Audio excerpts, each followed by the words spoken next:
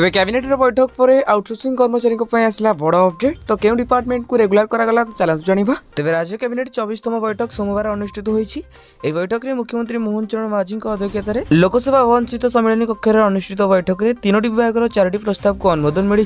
तो क्यों डिपार्टमेंट को अनुमोदन मिली आपने जाना पूर्व आम चैनल को प्रथम थरक आसते चैनल को सब्सक्राइब कर वीडियो हेल्पफुल होते निहत भाव वीडियो को लाइक करने सहित डिस्क्रिप्शन टेलीग्राम चैनल लिंक अच्छी जैसे जन जातु।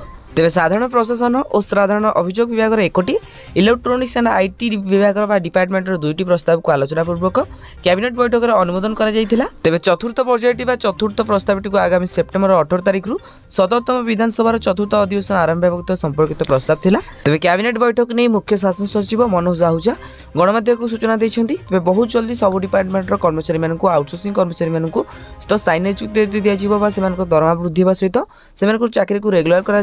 तो अबे बहुत सारा डिपार्टमेंट को अनुमोदन मिललानी। अब बाकी रहा बहुत सारा डिपार्टमेंट तरफ भी किसी नुआ नुआ नोटिस आसूँ। तो जिते भी जहाँ अपडेट आसो आपको जनईदेवी। तो से आप चैनल को सब्सक्राइब करूँ। हाँ ये वीडियो क्यों देखुं निहत भाव कमेंट बॉक्स में कमेंट करूँ।